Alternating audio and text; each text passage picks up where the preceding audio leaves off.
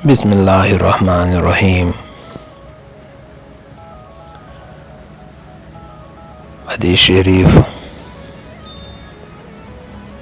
رسول اللہ صلی اللہ علیہ وسلم نے فرمایا بس دو ہی چیزیں ہیں، ایک کلام اور دوسری چیز طریقہ۔ تو سب سے بہتر کلام اللہ کا کلام قرآن مجید ہے، اور سب سے بہتر طریقہ سنت محمد صلی اللہ علیہ وسلم کا طریقہ ہے۔ رسول اللہ صلی اللہ علیہ وسلم نے فرمایا رب کی رضا باپ کی خوشی میں ہے، اور رب کی ناراضگی باپ کی ناراضگی میں ہے۔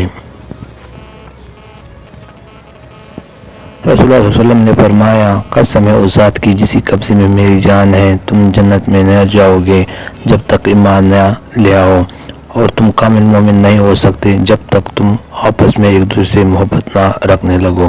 کیا میں تمہیں ایسے کام نہ بتاؤں کہ جب تم اسے کرنے لگو گے تو تم آپس میں ایک دوسرے سے محبت کرنے لگو؟ آپس میں سلام کو عام کرو۔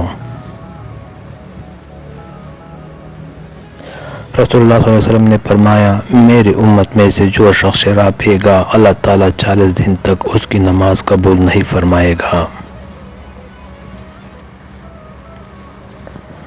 رسول اللہ صلی اللہ علیہ وسلم نے ارشاد فرمایا راستوں پر بیٹھنے سے اعتزاز رکھو۔ لوگوں نے کہا اے اللہ کے رسول ہمیں تو اس سے چارہ نہیں، ہم نے آپس میں بات چیت کرنی ہوتی ہے۔ تو رسول اللہ صلی اللہ علیہ وسلم نے فرمایا اگر اسے انکار کرتے ہو تو پھر راستے کا حق کا خیال رکھو۔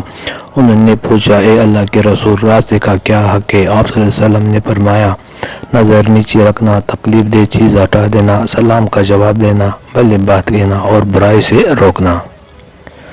حدیث نبی صلی اللہ علیہ وسلم جو شخص غصے پر قابو پاتا ہے جبکہ وہ اس غصے کو نکال سکتا ہے تو اللہ روز قیامت اسے ساری مخلوق کے سامنے لائے گا اور اسے اپنی پسند کی اور اختیار کرنے کا اختیار دے دے گا۔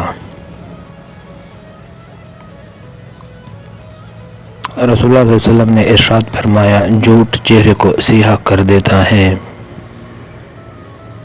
رسول اللہ صلی اللہ علیہ وسلم نے فرمایا جس شخص نے جان بوجھ کر اپنے والد کے بجائے کسی اور کا بیٹا ہونے کا دعویٰ کیا اس نے کفر کیا، اور جس شخص نے اپنا نسب کسی ایسے قوم سے ملایا جس سے اس کا کوئی تعلق نہیں تو اپنا ٹھکانہ جہنم میں بنا لے۔ رسول اللہ صلی اللہ علیہ وسلم نے فرمایا فاطمہ میرے جگر کا ٹکڑا ہے، جس نے اسے دشمنی رکھی اس نے مجھ سے دشمنی رکھی۔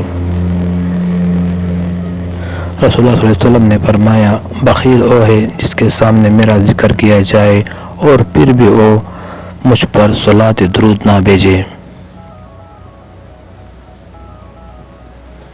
رسول اللہ صلی اللہ علیہ وسلم نے فرمایا خیر کی بات سننے سے مومن کا پیٹ نہیں بھر سکتا یہاں تک کہ اس کا آخری انجام جنت ہوتا ہے۔ آپ صلی اللہ علیہ وسلم سے پوچھا گیا ہماری عورتوں کے بارے میں آپ کا کیا حکم ہے؟ آپ صلی اللہ علیہ وسلم نے فرمایا جو تم خود کھاتے ہو وہی ان کو بھی کھلاؤ، اور جیسا تم پہنتے ہو انہیں بھی ویسا ہی پہناؤ، اور انہیں نہ مارو اور انہیں برا نہ کہو۔ رسول اللہ صلی اللہ علیہ وسلم نے فرمایا جو شخص اپنی بھائی کی ضرورت پوری کرے اللہ تعالیٰ اس کی ضرورت پوری کرے گا۔ جو شخص کسی مسلمان کی ایک مصیبت کو دور کرے اللہ تعالیٰ اس کی قیامت کی مصیبتوں میں سے ایک بڑی مصیبت کو دور فرمائے گا۔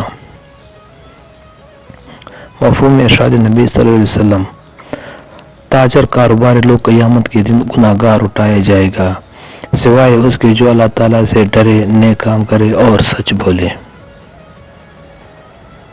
ویڈیو پسند آئے تو لائک کرے۔